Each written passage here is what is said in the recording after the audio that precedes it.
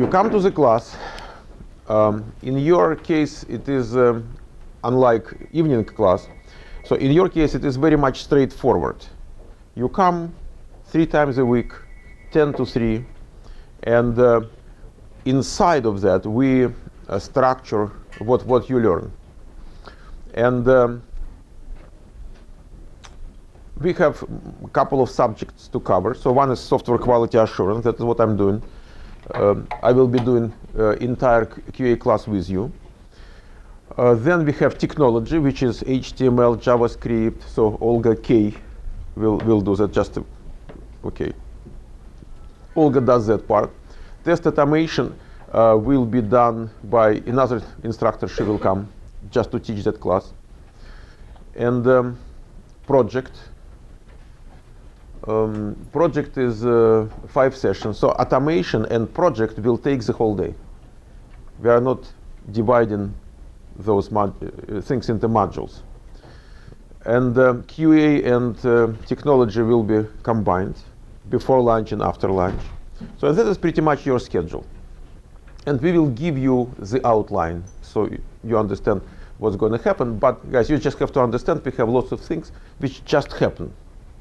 So the outlines might be edited or modified, on the fly sometimes. Here is the process. You take the class. To graduate from the class, you would pass midterm test and the final test. Midterm is going to be pretty much in the middle of the program, and you will see it in your schedule. It covers what you learn in software quality assurance and what you learn in technology, or at least the part of technology which is going to be finished at that time. So normally SQL we learn at the end of the class. It is not going to be in the midterm, but it might go to your final.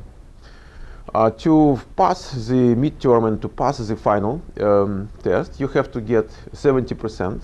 And on one hand, guys, we are trying to count whatever might be counted to benefit you, okay? Toward passing the test, we do that. On the other hand, there is certain standard we have to enforce, because it's not about passing our test. It's still about going somewhere else and getting a job. So passing the interview. I mean, it's not like you pay money, we qualify you, give you a certificate, and say thank you very much. No, it's not like that. We have to move you to the next level. So you have to learn up to a certain level as well. Then we have 2 more procedures which are not chronologically related to midterm and final. Those 2 procedures are about your level of preparedness to the interview process. So you might do it much earlier. You don't have to finish the class to be ready to go for an interview. So mock interview is about your technical knowledge. So we make sure you have the meat. Okay, so it is about QA, it is about projects, because the way you get internship is not about Selenium or any test automation thing, and it's not that much about HTML or JavaScript or SQL, even though it happens sometimes they need special knowledge. Primarily, you get internship because you can talk about software testing and you can talk about projects which we do in a class. And not just in a class. There are going to be lots of projects we have available in the school overall, so you might join them. And we will connect you to the place where you can get 10, 15 projects before you finish the school. And they pay you per bugs report. So for each and every bug, they give you $5, $10. And so that is your value to those companies. So mock interview, Olga C. Okay, she left for a second. So she does mock, and then clearance does Olga K. So she does clearance. What we want to see there is certain level of performance. Let's say if you memorize the definition of something, okay, and then at the time of mock interview, we ask you, what is regression testing? And you say, regression testing is the partial retesting of software program. It's okay. When you go to clearance, guys, it is not okay. You understand? Because if you go to an interview that way, you're going to fail. Nobody wants people who kind of, answer questions like that. What you also have to understand, memorizing things is not enough. I mean, for certification tests, for any test where you pay money just for the fact they look at you and say, go, okay? It's okay. In our case, we send you to an interview and they take you to the company, and if all you know is something you memorized, it means you cannot work. Because when it comes to doing something, they have to explain you what they mean. And so memorizing definitions, learning the definitions is just small piece. You have to understand them. You have to be flexible enough to apply them in different situations, and you have to demonstrate that at the time of interview. And the whole course is built around that. We make sure you know what it is, you can talk about it, and you can apply it in the real situation. And when you talk about it, you connect to the project experience you get in that school. You connect to the actual experience. Is it clear? So that is the goal. And that is what we make sure you have when it comes to clearance. Two things you have to understand about learning here. We have more companies than we need to place you. But there is a problem. Out of 10 companies who come, 8 will not get as many interns as they really wanted to get before they came. So you know what it means. They talk to 10 people and they want 5, and they finally take 3. Why? They expect certain things from you. It's not, and some people design their own idea of what's good. So if I memorize something, I'm good. No. And I'm telling you right away, memorizing is not exactly what they expect. They expect you to be able to apply. And we'll talk about it more. So far it's just an overall picture of what we want to achieve. Then we see people sometimes who are more technical than others. And they go to an interview, and then someone else is taken. And they say, it is because of some unfair practices, or because she's a cute girl and I'm an ugly man, or I don't know. Guys, it all comes not just technical skills, because they take you into team. They have to enjoy, working with you. And if they see you have no commitment or you are not motivated, some people, when they go to an interview and they talk like, they are not interested. Guys, really, there is nobody to choose you if you are not interested. I mean, it's not why they come.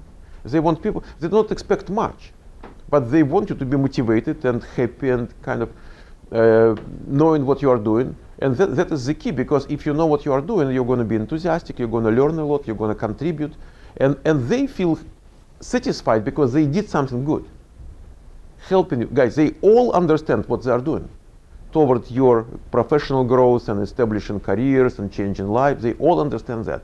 They need their part of happiness and satisfaction coming from you being happy and appreciative, and achieving something. So you have to demonstrate that too. So attitude and kind of citizenship, okay, call it that way. So that is what they want to see as well, not just skills. Guys, we are in mature adults business here. Is it clear? You are supposed to be mature, and you are supposed to be committed, and it has to be on your face somehow, or in your. We are all different, guys. We communicate differently. We smile differently. Some people are more happy. Some people are more serious. But still, they have to see you are the right person. We have lots of companies. No matter who you are, there's going to be a company which wants you the way you are. You don't have to change yourself. You just have to ask yourself, am I motivated? What am I doing here?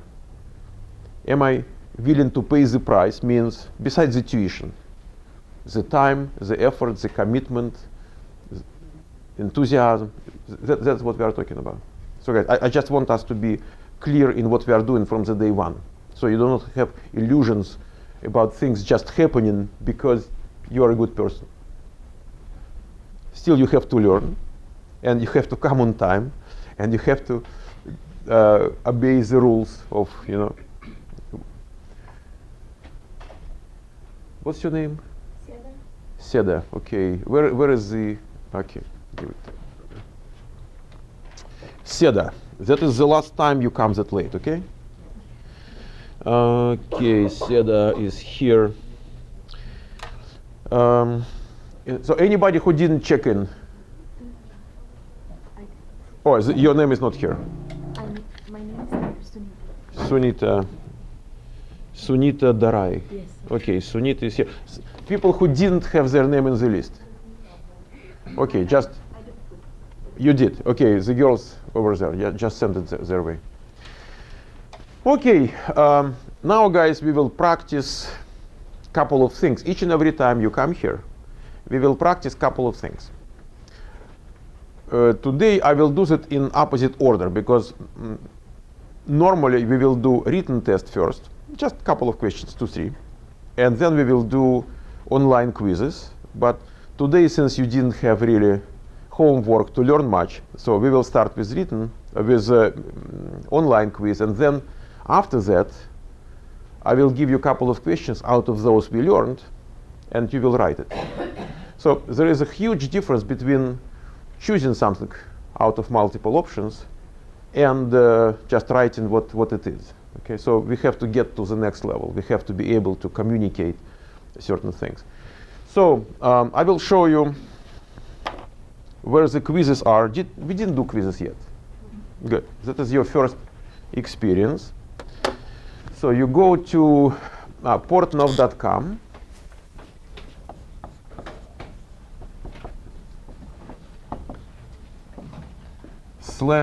/surveys.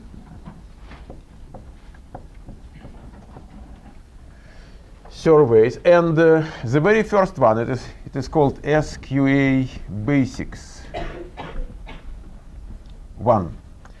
Guys, certain rules of how you do surveys.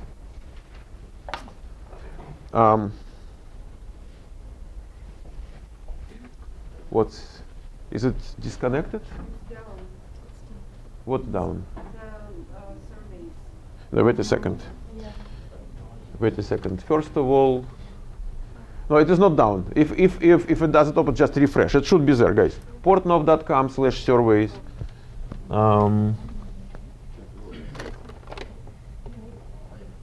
Okay.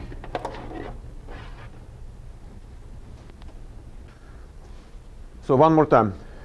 The rule of the exercise is, the idea of the exercise is to mimic the interview situation. In interview, you cannot go to your, iPhone or any device or your notes. You have to produce the result, and they are in front of you, and they ask you the same questions. All the questions in our survey are coming out of interview questions, common interview questions. There is no single question there which is not likely to be on your interview. So we have to practice now. I can tell you one story I like. When I was a teenager, since I'm older, guys, than most of you, I grew up in the post-World War II environment. Means our parents used to be, in army. And actually, my father was in military, okay. And the building where we lived was a military building, so populated by officers, Red Army officers. Most of them were in the World War II. And then most of the teachers were decorated, men and women. And then when I was a teenager, maybe 15 years old, I've got into sport kind of club. There is a national kind of wrestling in Russia called Sambo, self-defense without weapon, kind of martial art.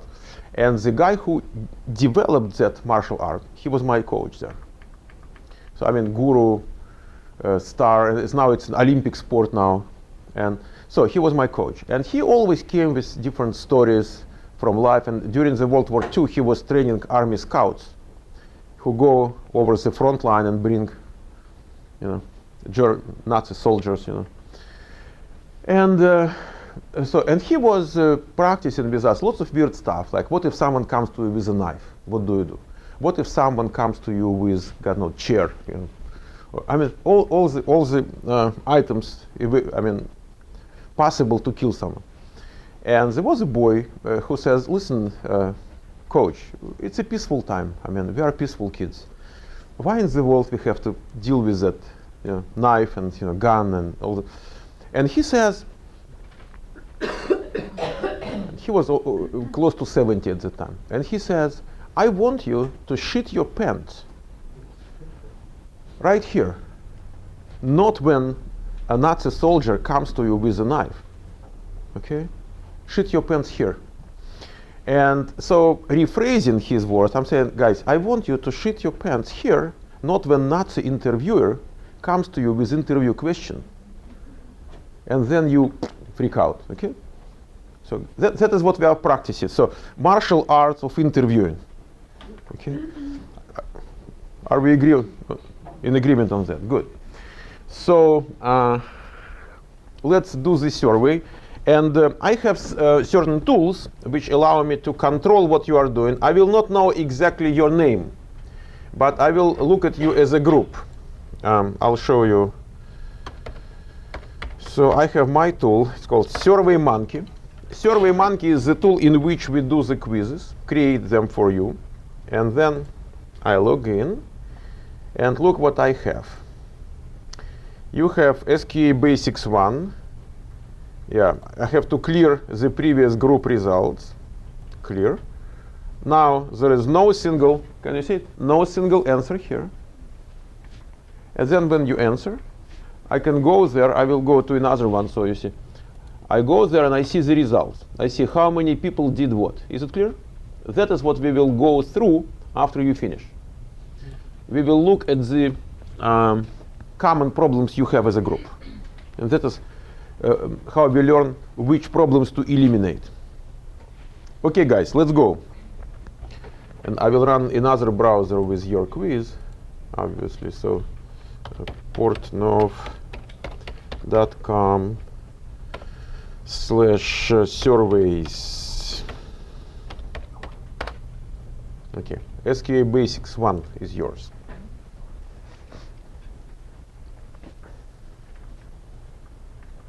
It will take you 15 minutes, maybe. Just do your best. Whatever you think is appropriate, just do it. So guys, here is the process which we will do each and every time. And it is going to be very similar. So we have questions which are just multiple choice questions. And we have open-ended questions. So sometimes, if it is primarily multiple choice, it will happen very fast. If it is primarily open-ended, so it might take longer time. But let's do it. Let's see how our very first test will work. And we might bring more resources to the scene later on in that discussion. But question number 1, what makes software career attractive to you? You might say, wait a second, but why we are discussing that if we are talking about software testing? Because when you go to an interview, one of the questions there is issues they deal with is, are you the right person? What are you doing here? It doesn't matter what you know technically.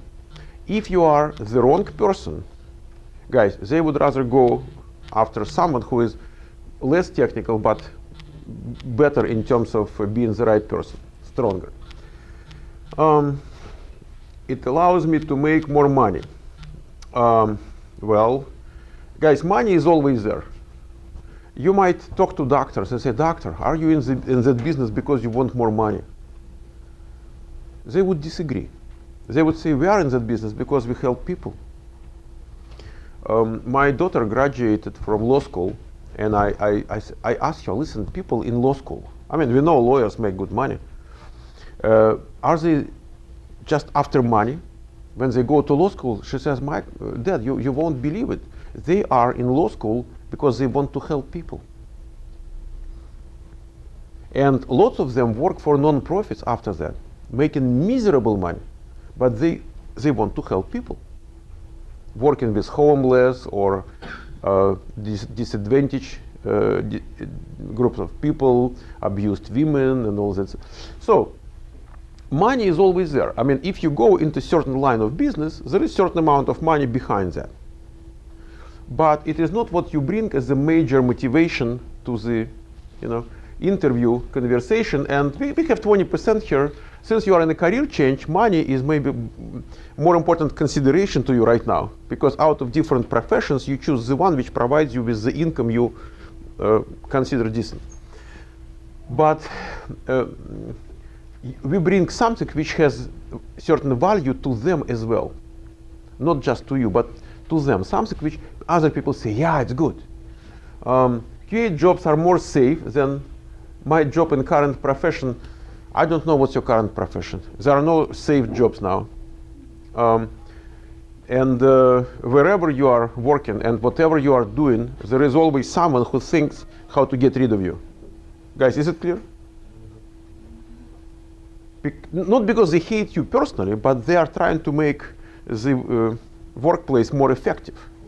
They think about buying software, they think about outsourcing certain part of work, and so on. So no safe jobs. I talk to medical professionals a lot, and then it never happened before, but we talk to medical professions, and they're saying, there is a problem with jobs. Anybody here from converting from medical profession? Yeah, okay, what did you do? I worked for a dermatology office for about 3 years. Dermatology office, yes.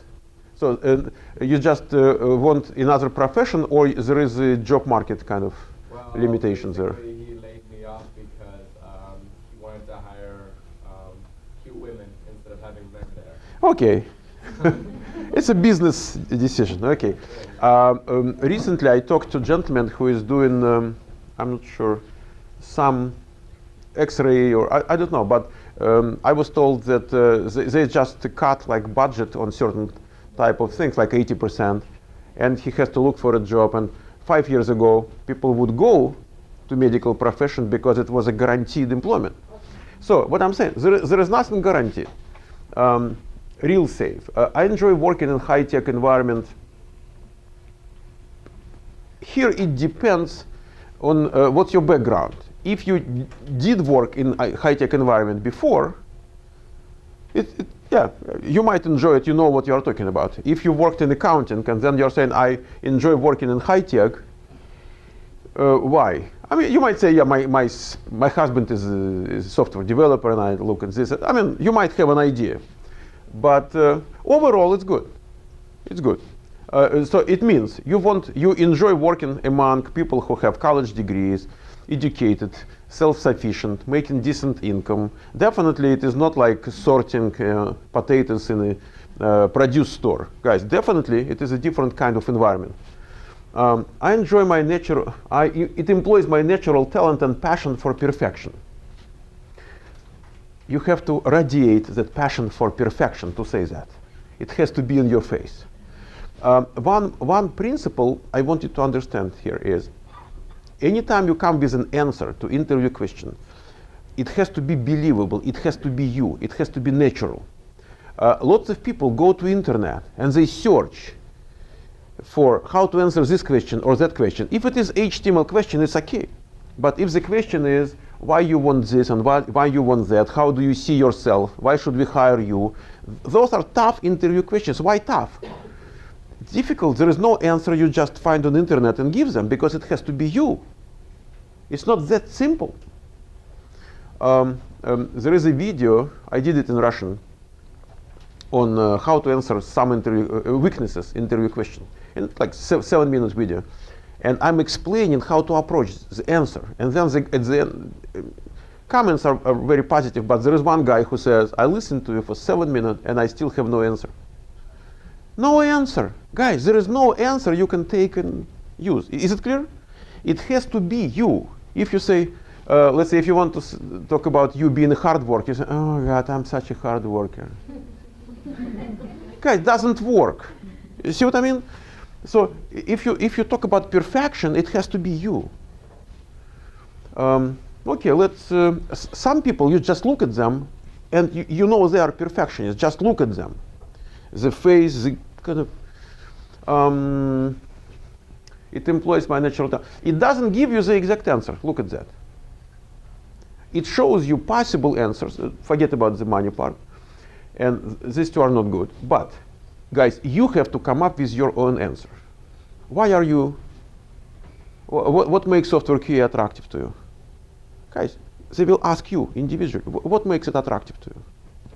I don't have an answer yet. What do you mean? Something in between of those. Guys, she does have the answer. Because you are here in that classroom.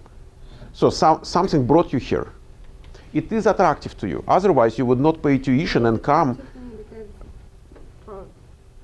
Because? I think that it's really more safe today. Compared to what?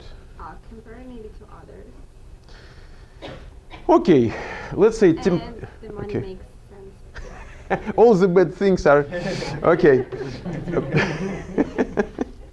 That's true. Guys, okay, let's say in Silicon Valley, actually all over the country, definitely IT is in a growing mode.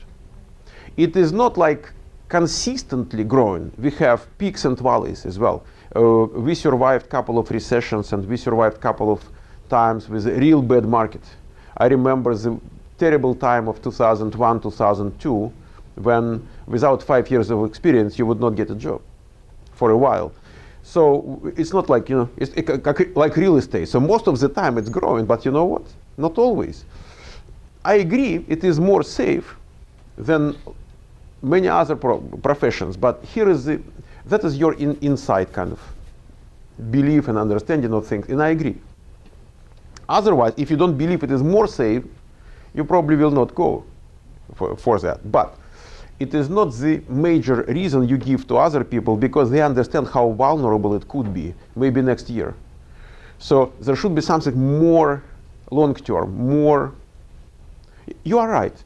Money is very attractive. I mean, we have lots of people here who make either no money or make $12, And I've seen lots of people who come from accounting background, for example, and they've been doing that for 10 years, and their maximum pay was like $18. Sure, and here they triple, in a couple of years. I agree. All that is true. But when you appeal to other people, so you look at another part of that. Okay, but are you enjoying to work among educated people? Of course I do. And the very attractive is the thing that I don't want to deal with customers. I want to do work in the back office. Some people, guys, some people are not good. I do not feel comfortable interfacing with lots of, people. Oh, absolutely. Lots of people, when they look at me, they say, I'm a salesperson. Not really. I do not feel comfortable talking to strangers. I like you because we have something in common. I like you because you trust me, okay? And I don't have to convince you I'm doing a good thing or something. But if I talk to a total stranger, I'm not comfortable at all. I would rather not to talk to them at all. So some people are good at back office work. Some people are real good at interfacing with people. And if you are in IT, you are not a customer person, really. I mean, we still communicate. We go to meetings. We do lots of things. But yeah. Okay, guys, each of you, in between today and, let's say, today's Monday next week, guys, answer that question for yourself. Is it clear? I will ask you. When you come next time, and we will have the 3 questions test, quiz, okay? One of the questions will be what makes it attractive to you. Not just inside yourself, but when you give it to other people. It starts right here. If you fail with this, guys, you fail the whole thing. Is it clear? Yeah. Good.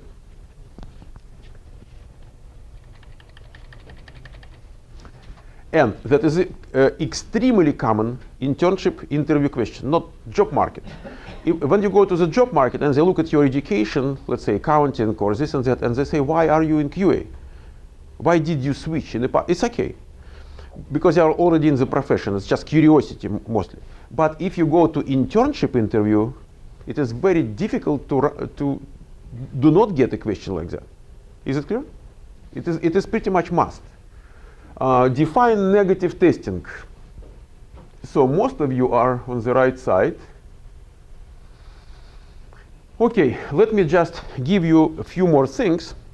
And that what we are talking right now about is going to be available as a recording. You can always go back and repeat.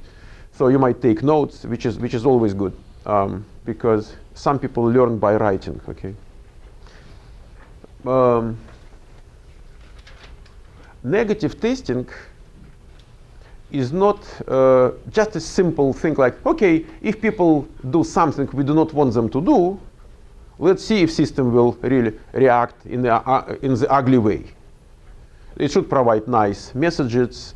It should explain to user what happened. It shouldn't crash. It shouldn't destroy data on our computer. Should nicely handle situations which we do not people to create. But they do. Guys, we know they do. I mean, look at yourself. You are users. Do you type sometimes characters, just letters into zip code field? It happens. In my case, for example, since I switch between English and Cyrillic keyboards all the time, the character sets, so I always type my passwords and whatever, and I do not see them in Cyrillic instead of English. And so, guys, we do stuff like that all the time. How the system is going to handle that? That is the idea. So if you come to an interview and they ask you, what is negative testing? You say, making sure that system reacts nicely, okay, behaves nicely when users do something we do not expect them to do not want them to do. And that is the definition. But then, who does negative testing? One of the aspects. Who does negative testing? Testers. You do not expect developers to do lots of that stuff. They are focused on positive. So if user does the right thing, so then the system responds in the right way. It doesn't mean developers never do anything in negative way, but it is definitely not their concern. So negative testing is on us, number one. Number two, what happens if we do not have enough time to test everything? And I can promise you guys, we never have enough time to test everything. Now, what do we do first? Positive.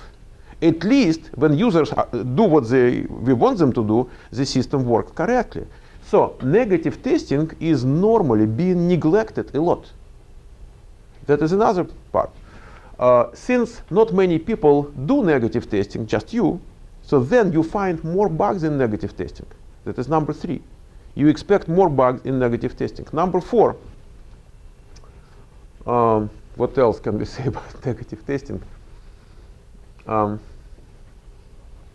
Maybe we stop right here. Okay, for the first time we discuss it. When I do the answers, when I offer you different answers, since I know most of the kind of misconceptions you might have, so I provoke you. That test is built to fail.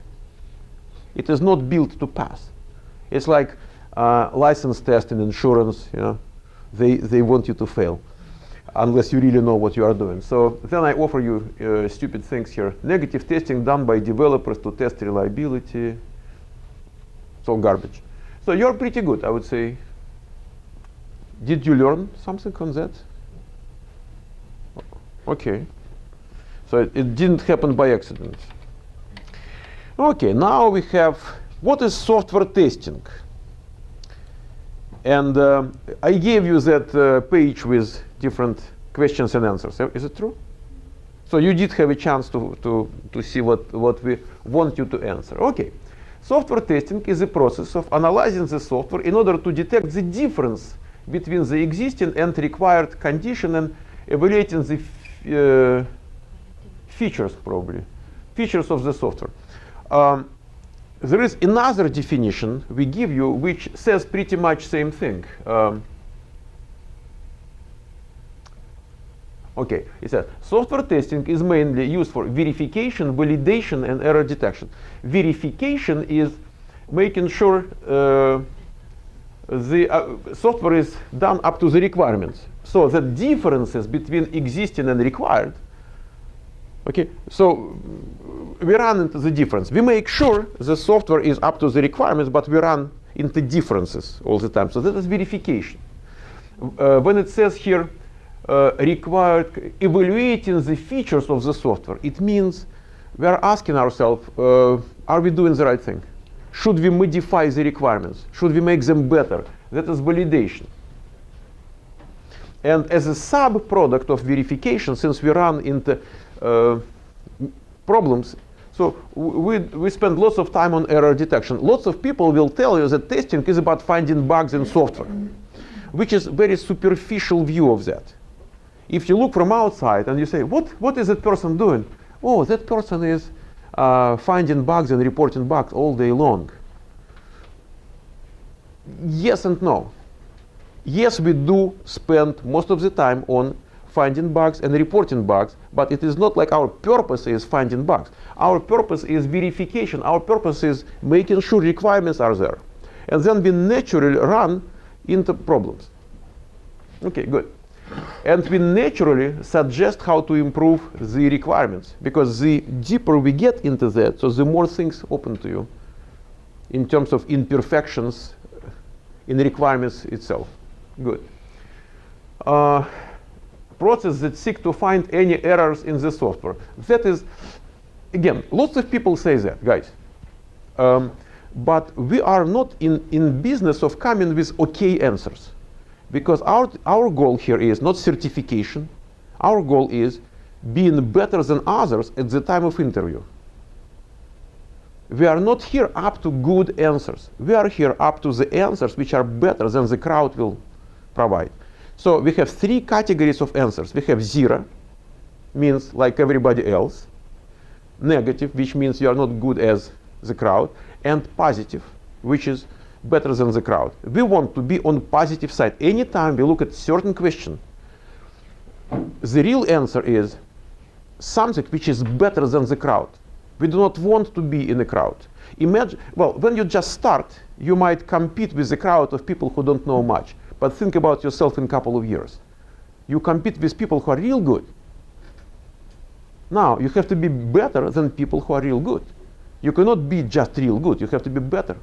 So that is the way you view that process. Because lots of people think, I gave the right answer. Who cares? It is not what we want. Right answer doesn't give you a job. In the competitive situation, it might not be enough very often. I mean, unless you compete with people who have no idea what they're talking about, yes. Finding errors, we want more out of that. And again, it's not just on the web. Lots of books are saying testers are in business of finding errors. It's like saying doctors are in business of making money. Guys, they are making money. They are in business of helping people and making money as a result of that. Because if you provide more service to the world, then you get more from that world. So they are in business of providing real good service. And then they get more money. Same thing here. We are in business of making sure requirements are implemented properly. And it's not about finding bugs. If we spend whole week working and finding no single bug, it is a very valuable work. We are saying that specific piece of software or that specific functionality is implemented up to the requirements. Guys, is it valuable or not? Or just waste of time? We didn't find any bug. Finding differences between actual and required software product, it's okay. It's okay. It could be done better, but it's fine. Verification, validation, error detection.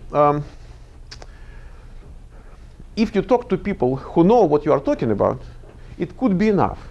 But if we are in internship interview situation, after school interview situation, what I would do, I say, okay, let's talk about verification. What is verification? What is validation? And my guess is 90% of you will not, people who come up with answer like that, 90% of them cannot make the next step and explain what it means. Because if you can, you would not come with answer like that.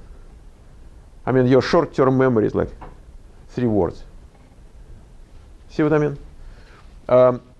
It is not. It is correct. It is perfectly correct. The question is, if you do that at the time of interview, what's next? 9 people out of 10 will say, "Hey, let's talk about that stuff." See what I mean? I mean, you provoke them to talk. You open the door. Okay. Software testing is a process of detecting bugs in software. Same as this one. Okay, do we have more things, more different answers? Let's see. Comparing the actual software product with intended, described with the requirements. Software testing is searching for errors, process of analyzing the product in order to make sure it complies with the requirements. I would say the word requirement is very beneficial to you, because requirements are religion of software testing. Whatever happens, happens because of the requirements. The complexity of your work and the reason they pay you what they pay you, not $10 or $12 or $15 per hour, is you do not really have requirements in easy to consume form. You might have 0 written requirements. You might have requirements in the form, look at that product and whatever they do, we want to be like that. Or it might be kind of discussions, napkin type, conversation, and then you have to be senior. Most of the startups cannot afford to hire entry-level people or even mid-level people because they have no time and resources to bring them up to the job. They need people who can operate effectively in no requirements and no paperwork, no documentation situation. Is it clear? That is why they pay you good money. That is where your class comes to the play. So requirements is very important. So when we test, what is it about? Requirements. It's about making sure requirements are there, are implemented properly. So the word requirement is a very good keyword here. Validation, verification, error detection. Same story. It is so what? I mean, you provoke me for more questions to ask. You might intentionally provoke me. You might say, if you prepare something, you say, let's show. When I was a teenager, I was in boxing for a while. And I remember one guy, I mean, real high-level guy, so with very strong stomach muscles.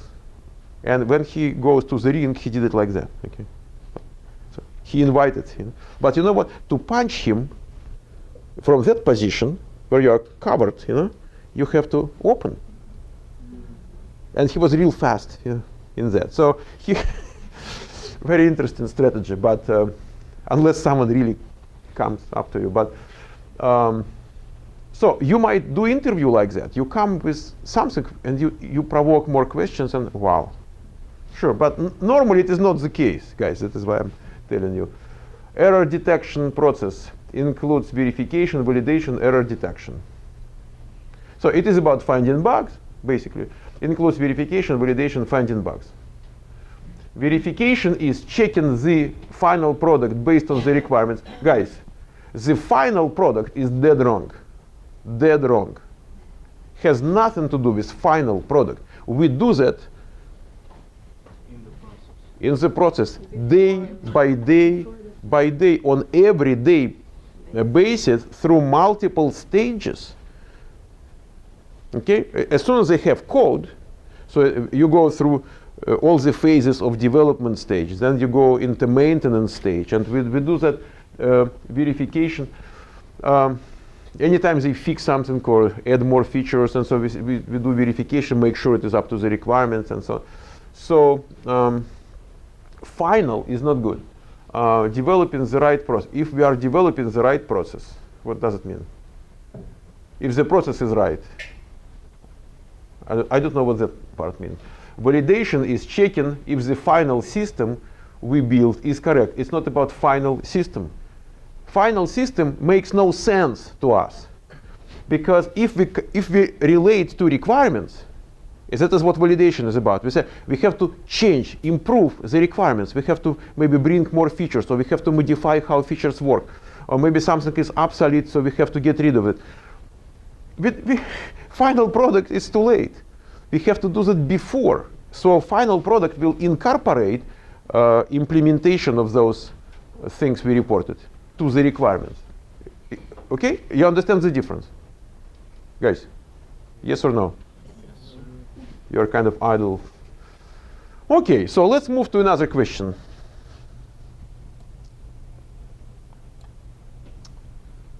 Okay, what is software quality? When it comes to the interview situation, when it comes to -0 plus idea of answering the questions, we want two things here. We want user perspective, and user perspective is not just user perspective. It is also perspective of people who care about users. Upper management, sales, marketing, technical support, customer support, investors, guys. That is their perspective, because either people pay money for it or not. So customer satisfaction is a big deal here. No customer satisfaction, no company, no product, no salary for you. But you are not coming from that customer standpoint. You are coming from specifically quality assurance department. And to you, there is another perspective here as well. You want that software to be up to the requirements. So the way you measure the quality is how close that software is to the requirements. Moreover, guys, lots of people who are new to the profession believe that if product is up to the requirements, then people are going to like it and company is going to make money. No, not really. Look at, forget about software. Look at the automobile market. Look how many cars nobody wants to buy. They might be perfectly up to the requirements. You realize that? And before that car hits the road, guys, you imagine how many commissions and requirements and quality assurance and compliance, how many people come to that manufacturing industry, you know, to make sure it is up to something. But you know what? People don't like it. Even the color of a car, you know, changes a lot in consumer perfection. But the car is up to the requirements. So actually, the cost changes a lot. Guys, if car is up to the requirements and they want 50,000 for that car, you say, nah, too much. And they say 10,000, and you get one. And you are happy. Why? Because of the cost, not because of that car being up to the requirements. Is it clear? So that is one of the aspects here. So measurement of how close the actual product and expected product. That is QA perspective, yes. Software quality depends on reasonably bug-free, delivered on time. Okay. Here is another things which lots of people confuse. Software quality and quality software. Software quality and quality software. For software application being quality software is not enough to be bugs free. It has to be delivered on time, on schedule. It has to be done within budget. If that software is done, it took like, instead of 6 months, it took 12 months, and then instead of $1 million, we actually spent $3 million. We will not say it's a quality software, even though software quality could be good. See what I mean? Two different things which you shouldn't confuse, and the very fact you talk about it right here means you have a confusion. Software quality depends on reasonably bug-free. It doesn't depend on reasonably bug-free. When we define what is quality software, we are saying it is reasonably bug-free, it is delivered on time, within the budget, blah, blah, blah. That part comes from definition of different things. So that is a confusion. When they ask you what's software quality, it's not like they ask you what is quality software. Subtle difference, but okay. Consumer satisfaction, customer satisfaction, part of the answer. Part of the answer. And again, customer satisfaction is a subjective matter. Being close to the requirements is very much a scientific thing, so we can measure that objectively. Measurement of how close the actual product to expected product requirements. Okay, another half of the answer. QA answer. QA answer. Depends on who is asking. Guys, I feel like a rabbi now. Okay, you come to me and say, good question. The older you become, guys, the more wisdom you acquire. Okay, the more often you start your answers with "it depends." Guys, it depends. It depends. Okay, so from one side, it is a customer satisfaction, good. From another side, it is a conformity, the product to the requirement. True. It's not who is asking. It is which perspective you use to look at that.